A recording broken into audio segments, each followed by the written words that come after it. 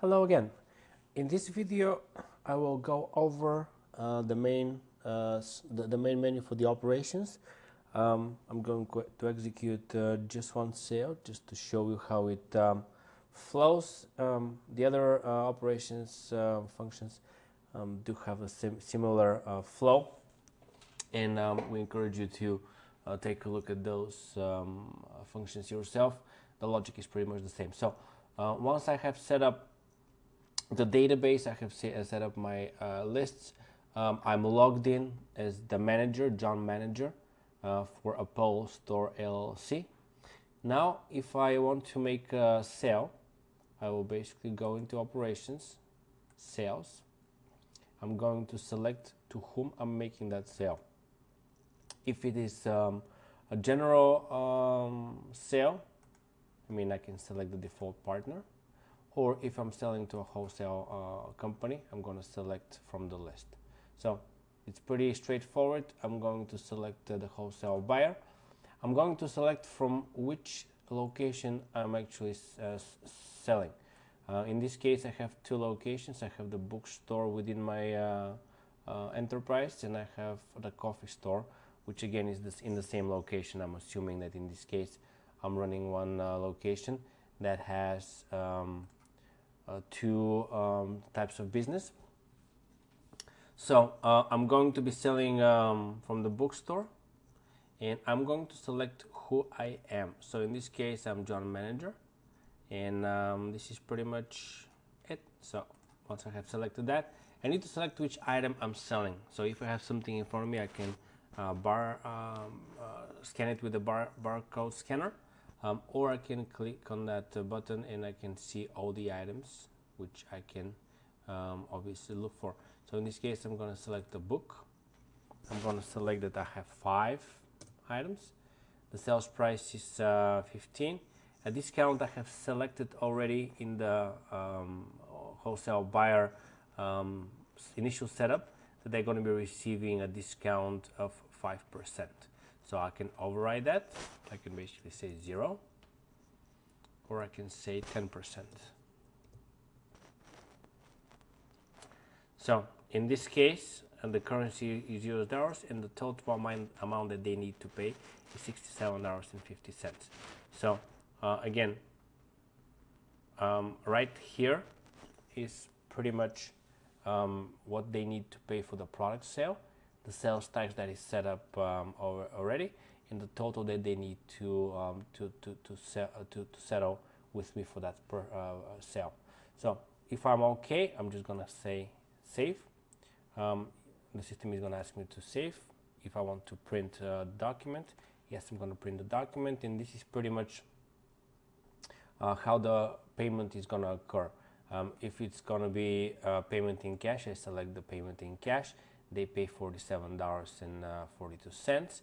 I can basically ask them to pay by credit card or to issue an invoice at a later date.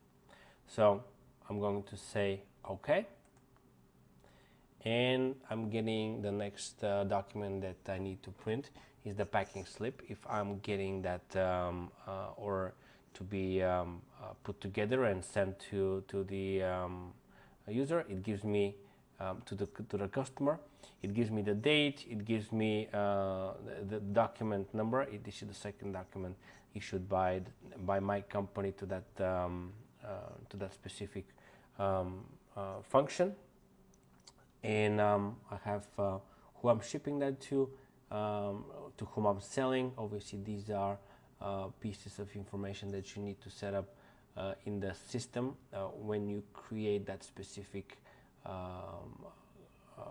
partner. In this case, I have just added wholesale buyer. So the item is by going by code number 1. This is the description. This is how many we sold, 5. The price per item is $13.50, and the total is $67.50.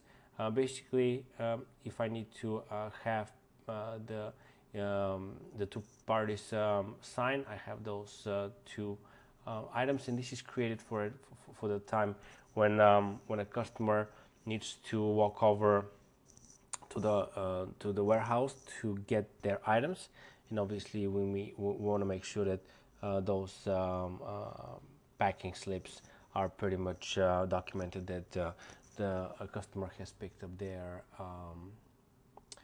stuff, their items. So I'm going to close this window, and at this point in time we're ready for another sale. Let me close that window, and I'm going to show you.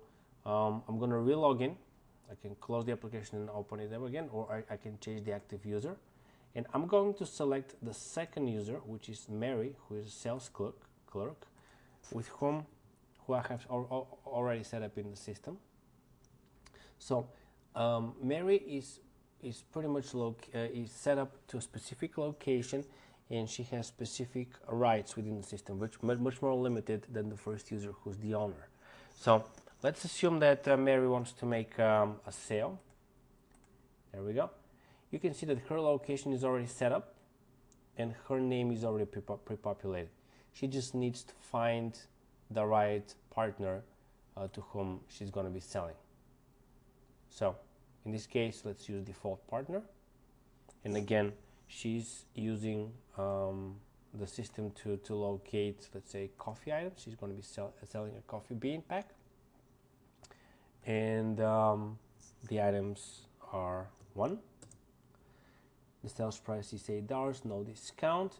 So this is pretty much again the same process. She's going to save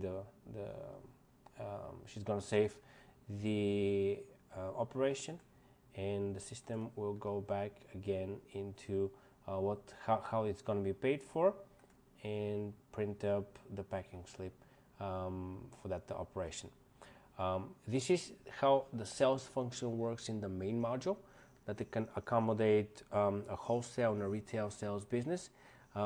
Going a little bit further out, I'll show you how the actual point of sale module works with the program, which is pretty much tailored to store locations, that the salesperson doesn't need to go into packing slips or invoices. They just sell, automatically the receipt is printed, and off they go to the next sale. So let me close this window, and this is pretty much the function sale. Purchases look exactly like them, but basically in this case you're taking in inventory from a partner. So in this case you need to select a supplier and then execute exactly the same transaction again to purchase the items. And let's say cancel. And in this case we have a few other functions that you can go a little bit deeper in our user manual available on the website. How you can transfer items between locations, how you can write off or a wasted item or something that is being used within your for your own purposes, how we can record the receipts, or a few other functions that are available in the system.